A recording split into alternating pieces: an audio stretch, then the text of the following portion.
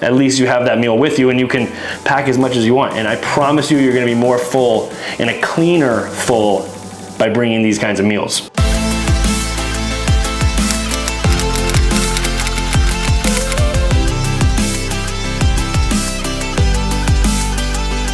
What is going on, my friends? Welcome back to another episode of The Morning Takeaway. Today, we are going to get pretty deep dive. I don't even know if that's a word. We're gonna go into a question that I got on my app, and I have it right here. I don't know if you can see on the camera, but it's a long, lengthy reply that I gave to my friend that is on the app with me. And he asked this question, and I really just had something deep down inside me that was like, wait, I need to film a podcast on this and talk to you about it because I'm so passionate about it. And I think there's a lot of people that can relate to the position that he is in the sense that he works long hours and doesn't know how to combat his fitness and his exercise routine, as well as his diet and his goals and how to essentially get them all to add up. And is there something he needs to sacrifice in order to get to where he needs to be when he feels like he doesn't have that time or the resources, right? So before we get into it, again, I'm here in episode number 2 of my new spot. Still not in the correct, I guess, podcast setup that I will eventually have, but bear with me as we continue to go through. Things are awesome. I love this place, and just got done with that Spartan race too, so kind of still getting set up. But with that aside, don't forget to like this video if you like listening to me ramble on.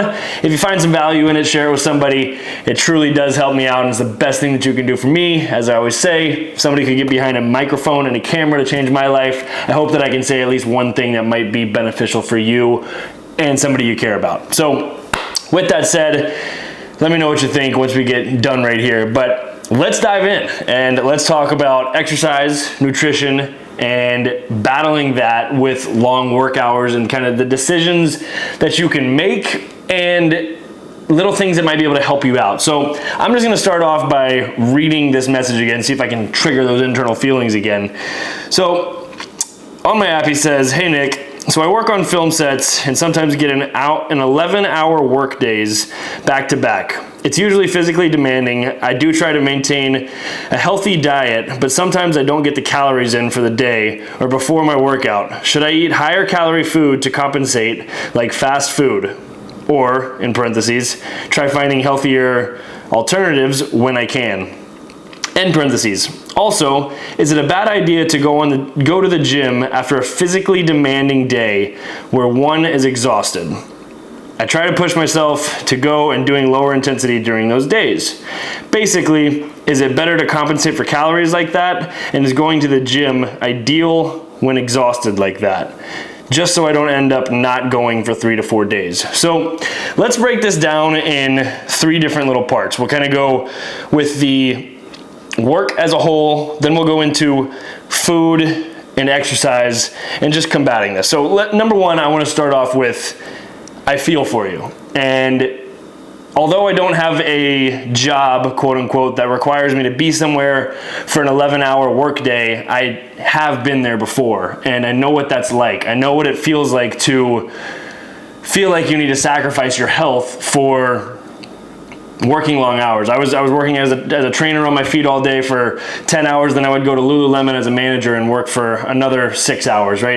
They were long days, and somewhere in there I had to figure out how to, hey, I value eating healthy, and I value how I feel, and I value how my brain feels and thinks clearly, and I value what I want to, where I want to go in the gym with my physical goals, right? And for those of you that do have those jobs that are physically demanding and you're constantly on your feet and you're constantly feeling like you're pulled in every direction, I think this is so relatable because you feel like you have to compensate, you feel like you have to make sacrifices and take shortcuts, right? And I don't know that shortcuts is the best connotation of a word, but it does. That's why some of these supplements exist, right? Like you want to feel like you can take that quick shortcut, but really what a supplement does is it supplements your lifestyle. And for those of you that are like out there and would like that kind of things, hit me up, because there is certain things that I can direct you in those areas to supplement some of the things that I'm going to give you today that I hope you can take and use and apply to your long work hours and exercise and nutrition. So with that said, again, it's normal. I want you to be at peace with that. Maybe not at peace, but just understand that you are not the only one. It is a common thing, and I hear it all the time in this industry, and it's something that people genuinely struggle with. And like I said, I've been there. So I feel you there, and I want to say, with the initial question on your calories. So first of all, with calories in, calories out, this depends on your goals, right? And it sounds like to me, my friend here just feels like he doesn't have enough energy, where he feels like he needs to get a bunch of calories. So this is where the passion came in, especially when he said something about fast food. And it's completely plausible. It is one of the reasons why fast food exists. It's convenient, it's cheap, it is accessible, right? It's all right there. You can just go in, get out. But no, my answer to him, I said, the first thing, you should never sacrifice bad calories like fast food for your physical activity. Your energy and your bodily processes come from foods. 80% of our goals physically comes from our nutrition, and fast food is packed with nothing good. So my best advice on the nutrition side would be to meal prep. So let's digest that. No on fast food. And obviously he's very conscious. He said he wanted to maybe find alternatives, like, okay, you can maybe take a Chipotle, but you're still gonna get 1,300 milligrams of sodium and crazy in there. Not that sodium's bad, we can take it in doses, but you could make the same thing probably for cheaper and larger portions over time with a third of the sodium. So with that said, fast food is probably my number one no-no, because it is packed with processed stuff. It's in the preservatives that it's used to ship back and forth. It's basically all microwavable, right? And I'm not gonna sit here and tell you that I haven't had fast food, because I have, and I love it. I do love it, but I hate the idea of it, right? It's basically there and just degrades not only us physically, it makes us feel like crap. It's taking a toll on society. I mean, America, we're like the most obese country in the world, right? And where else do you go when there's that many fast food, right? But that's a different topic. We won't get into that. But it fires me up, because there's so many ways that we can go about this and make it work without sacrificing.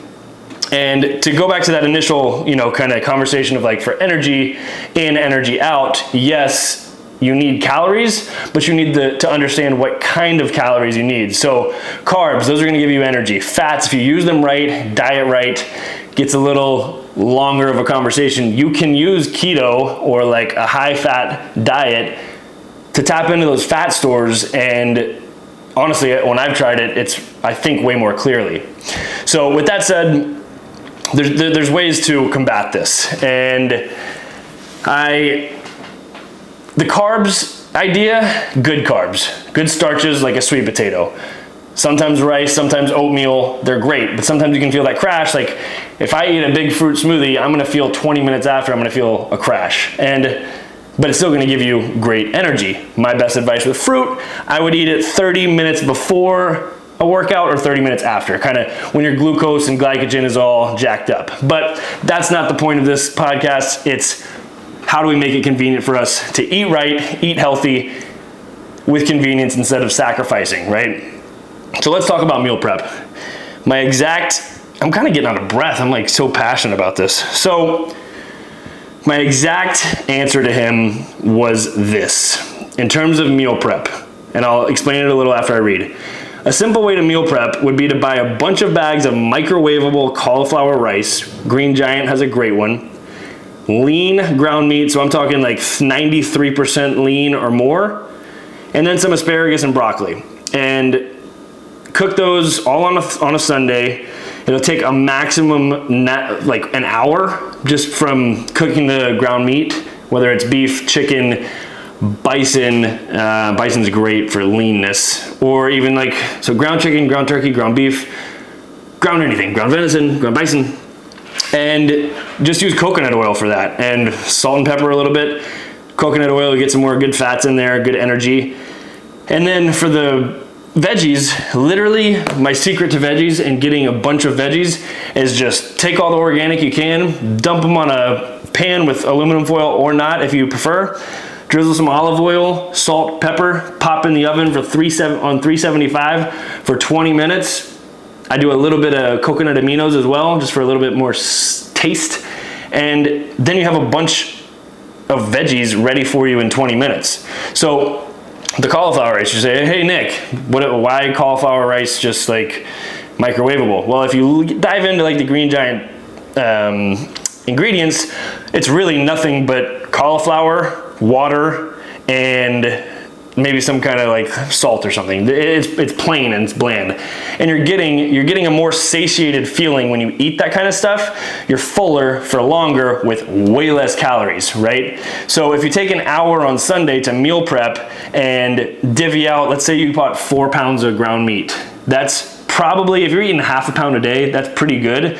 So for my friend here, I would suggest like go half a pound a day, and a bag of cauliflower rice, that's probably 3 to 4 servings, and then just you don't even have to measure it out. You're going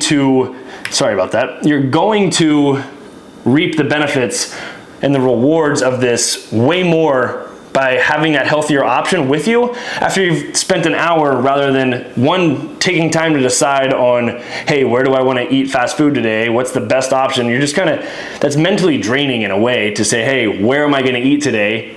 And what can I make the healthiest options? You're just constantly, that's just more decisions you have to make. If you already have your lunch made, it's ready for you, right? And you know, and you are fulfilled and you are excited about eating something that is going to benefit you, not only energetically, but physically, mentally. If there's one thing that I could ask people to be aware of and wish I had the power to give people this skill, is to recognize how you feel when you eat certain things. And whether that's, I journal every single thing that I eat, and that, yes, that can get a little extreme, but I don't say like, I just write down everything I eat. Sometimes I even plan out my meals so I don't overeat, and that gets a little crazier and more extreme.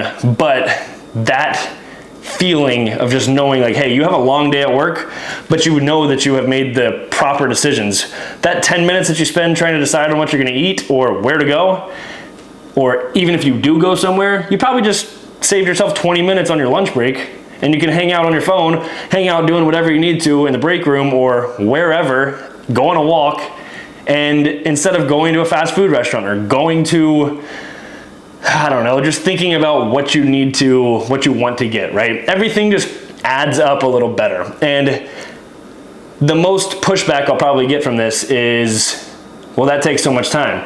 It's an hour. It's just an hour. And the other pushback would be, but that's so boring. Well, just to be quite frank, if what you want to do is make progress and get closer and closer to your goals, some things are going to be boring. And that's why things like on the weekend when you're not working the crazy hours, you go and you reward yourself with a meal that you love, right?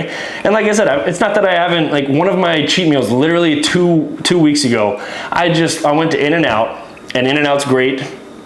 I shouldn't say great as I'm sitting here ripping on fast food, but it's actually grass-fed, USDA approved ground beef, and we can get all into the controversy on that if you want, but probably not. But it's at least something that's not, it doesn't have the baggage that McDonald's has or whatever, this and that. So I went to In-N-Out and I got like 3 triples and fries and gouged out, and then the next day it was right back to work, and had that meal knowing I was gonna have a big workout the next day because I can use that as fuel, and you just keep progressing, right? So that's my soapbox speech on, I'm like starting to sweat because I'm thinking about it, and I'll answer any questions you might have on maybe more tips on meal prep or whatever it is. But again, like the microwavable cauliflower rice, it's like 5 minutes, throw a pack of that in a Tupperware, put half a pound of ground meat, like divvy it all up, see how much you need. Don't even worry about measuring it, because at this stage, you probably don't even need to worry about measuring it. If you're pressed for time to have fast food, you probably aren't eating that much before or after either, if that makes sense. So at least you have that meal with you and you can pack as much as you want. And I promise you, you're gonna be more full and a cleaner full by bringing these kinds of meals. And do that with chicken, do it with steak, do it with anything. Like you can just cook it all up and pick your veggies, and you can do that with rice. Like get boil in a bag rice, and that takes 10 minutes for like 4 packs in a box. And it's just rice, and then you add water and divvy that out. I say cauliflower rice because it's a little less on calories, and gets you some good fiber in there, which is good energy. It's gonna help your digestive system, yada yada. So let's go into, I touched on supplements in here as well, because I think that supplements, especially protein, is a great way to kind of fill the gaps, right? If you don't feel like you have the money to buy maybe granola bars or protein bars as snacks, especially with these long hours, which those are great, then get protein shakes and take a water bottle and have a scoop of protein in there. And like you can use my code NICK30 on my supplements. I think the link is in the description at Performix, and it's like 13 bucks with my code. So, and I think there's 18 servings. So you're paying less than $1 per serving of protein, and you can hammer time through those. They taste great, and it's a great way to get extra protein without a bunch of carbs and fats, right? And that's energy. That's gonna help you in your workouts to make sure that your muscles are getting the recovery and the breakdown and the buildup that it needs to grow and feel great and essentially get us to our goals, right? So, and again, if you have more questions on that, there's other supplements that I would recommend, especially like in the caffeine area, mental focus, instead of like having like 70,000 energy drinks, take an SST pill and like you're good to go. So, because it's just natural. They have, the one that I use is literally a natural. It has the capability to time release over 8 hours. So, and then you don't crash. So anyways, I won't go crazy on that, but so I suggested protein shakes as well. And then for exercise, I said, that's not the worst thing to work out after a physically demanding day. Yes, you're gonna feel less energy, that's okay, but hopefully with these kinds of meals, that energy starts to boost up a little, right? You start to feel yourself in a different way, feel lighter on your feet, but more energy, right? Like these are things that I notice on like different little meals that I eat, and something I hope that you can begin to come to grips with as well. But I feel like in the fitness space and the movement space, we get this idea that you have to train 5-6 days a week and take one rest day. And while there's some people like, I love doing that every day, but not everybody's wired like me, and you don't have to live the lifestyle that I live, right? Like this is what I do for my life, and you don't have to train 5 to 6 days to get optimal results. In fact, there's a lot of research that shows you can get optimal results from anywhere 2 to 4 times per week, right? So I suggested to my friend here, I said any movement is better than zero movement, even if that's just a walk. Like when I say you have to train 4 or 6 days a week, like there can be off days in there and be active rest and go on a 3-mile walk or a 2-mile walk, whatever it is, because that's still moving through space. When you're 80 years old, you need to be able to walk. Your hips, your knees, everything needs to be healthy so that you can still function, right? We're training for longevity and health, brain function, and long-term disease, which fast food is only going to contribute to that, by the way. So, as we continue through this response, I would recommend at least 3 days of training and do a full body workout each of those days, and that will get you what you need out of your workouts. And just to expand on that before we wrap this thing up, is full body workouts every other day, like let's call it a Monday, Wednesday, Friday, you are going to get what you need from a cardiovascular standpoint, especially if you're keeping the intensity up. You are going to move through every range of motion that your body physically should, if you have the correct programming, that meaning move through all 7 functional movement patterns, and I've hit on those before in a previous podcast, and if you don't know them, comment and I will let you know. And then you're also going to be able to give your muscles time to recover, and then on those days that you don't work out, you're almost a little bit more rewarded inside, saying, and we could get into the get to versus have to conversation, but it does feel a little better on those days you don't work out. You're not constantly thinking, oh my gosh, I have an 11-hour day and now here I am, I have to go to the gym.